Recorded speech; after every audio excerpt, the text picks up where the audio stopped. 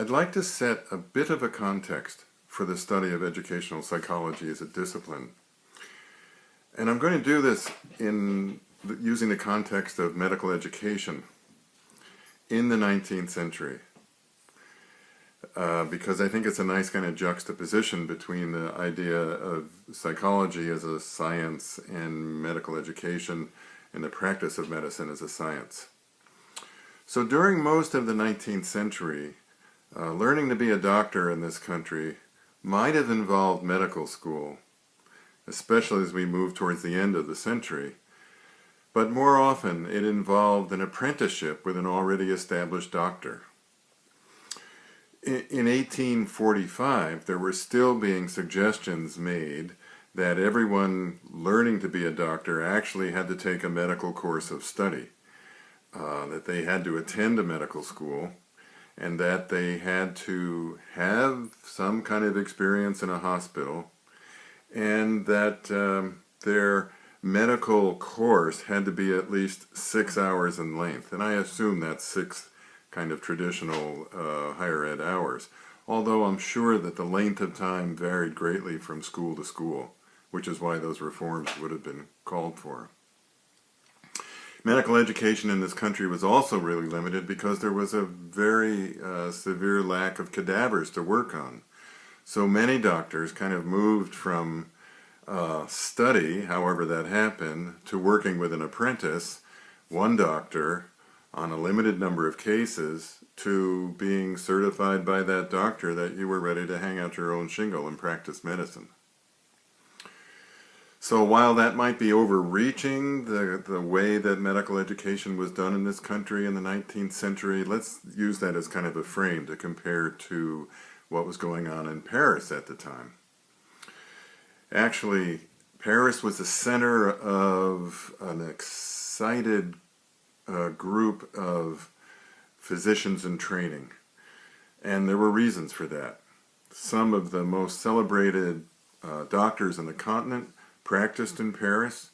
There were 5, 6, 7, 8 extremely large hospitals in Paris with an overwhelming number of patients.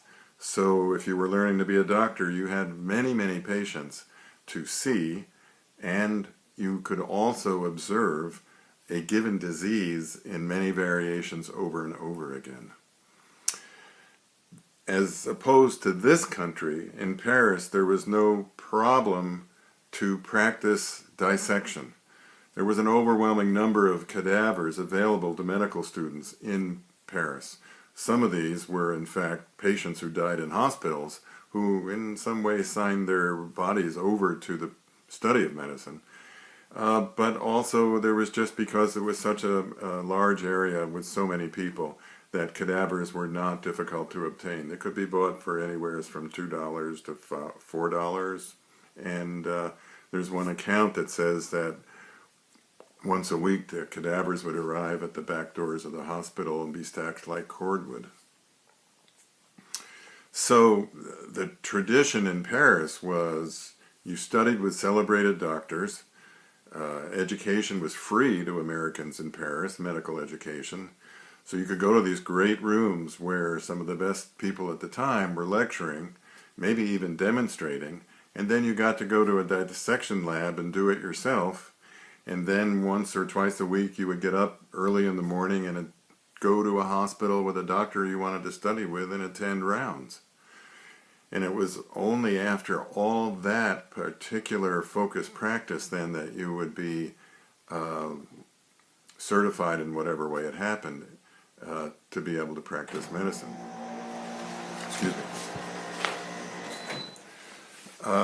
One particular doctor appears over and over again in the literature, and his name was Dr. Pierre Charles André Louis. And this was, unlike some of the other doctors, a quiet, unassuming physician. But he was known for his extensive interviews of patients. He required detailed observation, not only of the patient's behavior, but of the sickness itself or the wound area itself. He took detailed notes and drawings, and he asked questions of those students who were with him over and over again so as to promote their own investigations of what was being the disease or the patient that was being studied.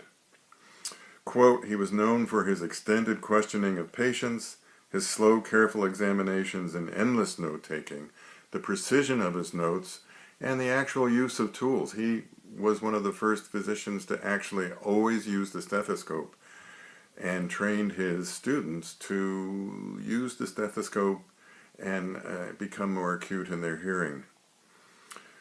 So one of the major things that happened for American students who made it to Paris was that they could see many, many examples of many different kinds of diseases over and over and again, both in the texts that they were studying and in real life, and have practice in the dissection room operating on them, which was so vastly different than what was going on in this country.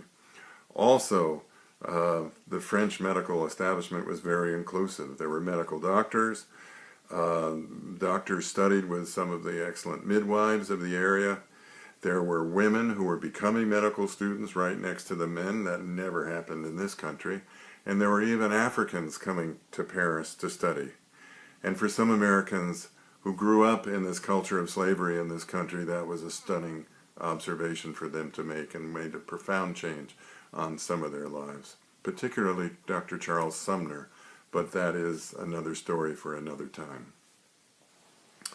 So in terms of the emergence of medicine as a science, what we see going on here, I'd just like to capture in summary, that as a science it meant that there was practice over and over again of technique.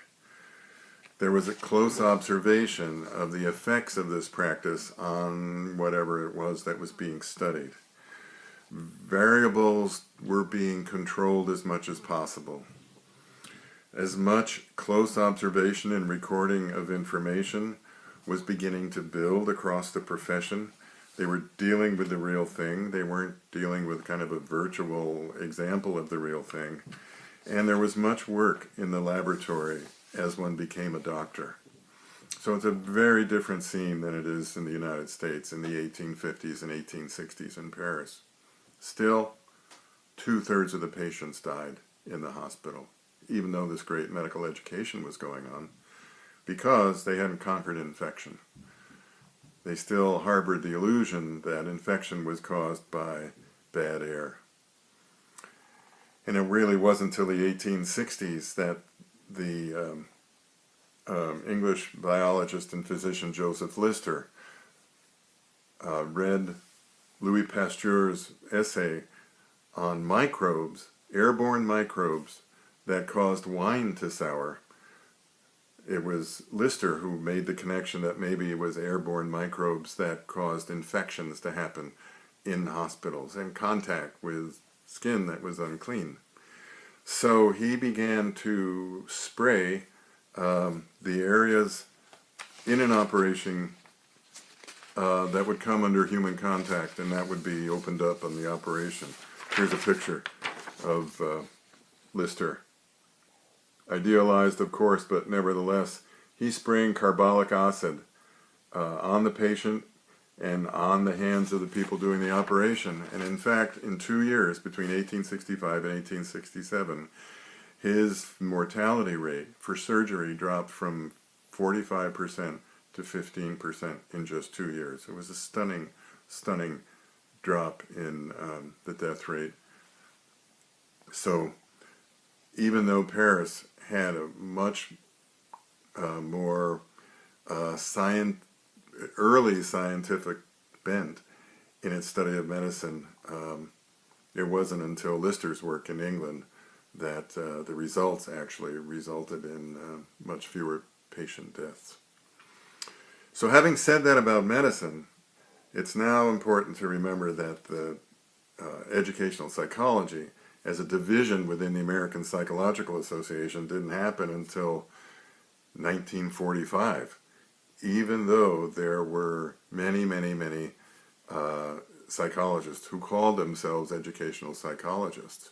And we can trace the roots of educational psychology to the discipline of psychology itself, all the way back again to Europe in the 1860s when a German, Wilhelm Wundt, first declared himself a psychologist, named the discipline, and set up a laboratory in Leipzig to study the individual perceptions of people is regarding their emotions, their dream life, and feelings, volitions, and ideas.